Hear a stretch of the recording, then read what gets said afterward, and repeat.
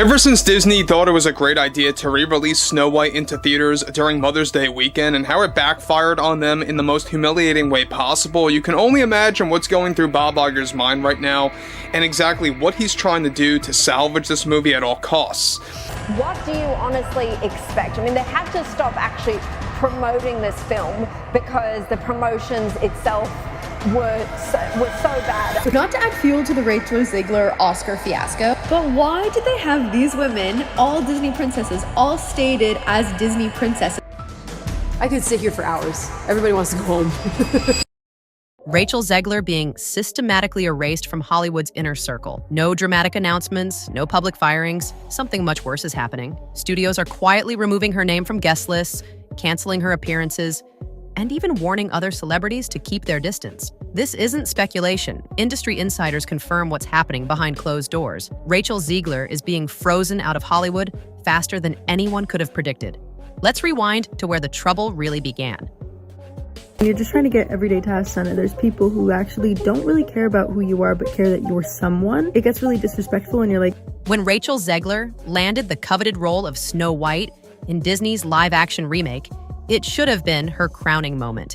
I mean, people thought my whole trajectory was fake, and sometimes I wake up and I think my whole trajectory is fake, but it's just a testament to taking chances. Instead, it became the first crack in her carefully constructed image. During promotional interviews, Zegler didn't just update the character, she seemingly mocked the original.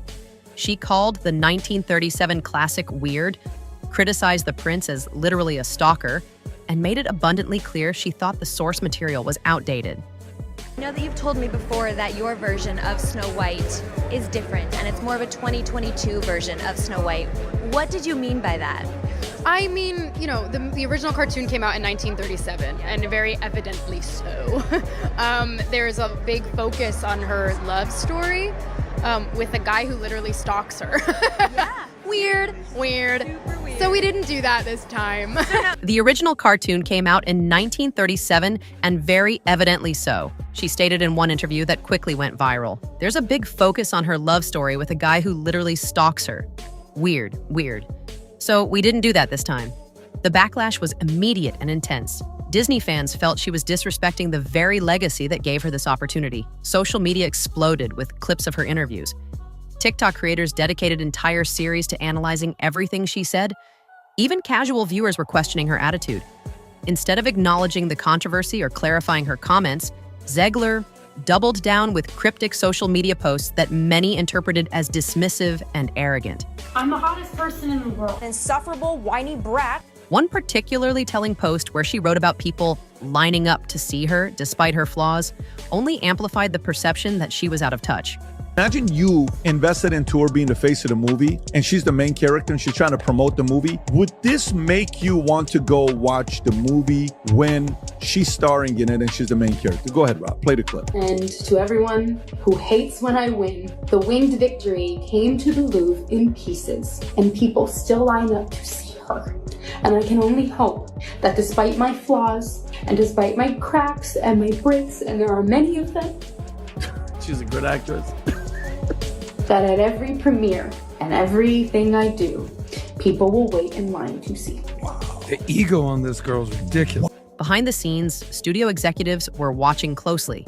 Disney doesn't invest hundreds of millions in projects only to have their star seemingly undermine the brand's history. What was once viewed as Zegler's refreshing boldness was increasingly seen as a liability, the kind that makes marketing departments nervous and PR teams work over time. Her once promising relationship with the Disney machine began to cool, but what happened next would turn that cooling into a complete deep freeze. If the Snow White controversy cracked her reputation, the Evita Meltdown shattered it completely. This West End revival was supposed to be Rachel Zegler's chance at redemption, a prestigious theatrical role that could remind everyone of her undeniable talent.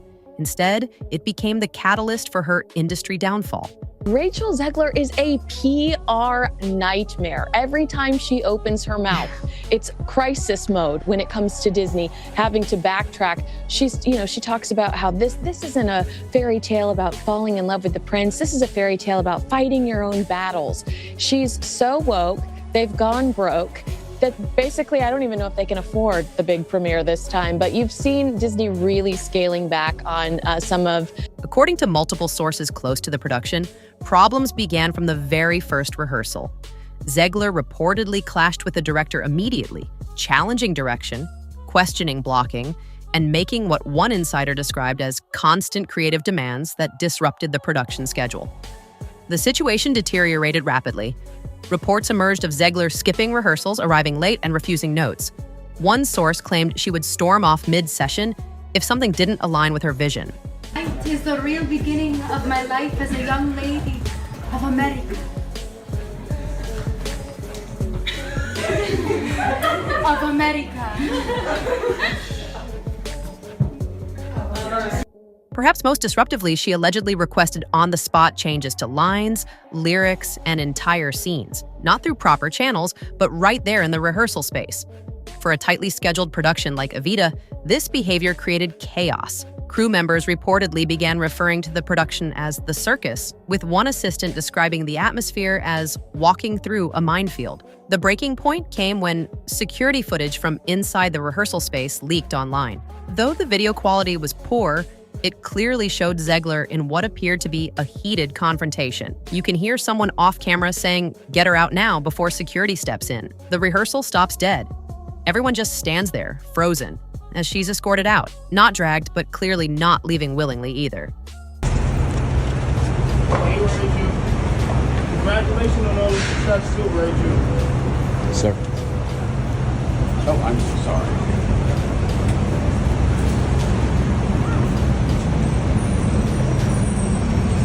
Rachel, you got time to sign some autographs for us, Rachel? Rachel, please. Rachel. That clip made its way to industry insiders, and suddenly the whispers about Zegler's behavior weren't just whispers anymore. They were evidence.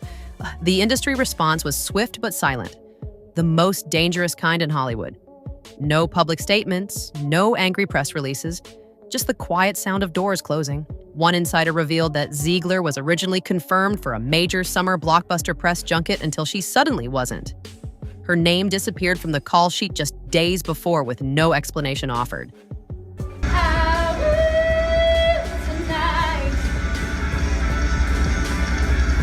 You wanna play, let's run away and take me out tonight. Meow. Good. A high-profile streaming summit where she was supposed to be showcased alongside other rising stars went ahead without her. Her name not just absent, but actively removed from all promotional materials. Even more telling was the fashion world's response. Luxury brands that had been eager to dress her for events suddenly canceled fittings. It's not just about the clothes. One source close to a major label confided, "It's about the image, and right now she's a risk."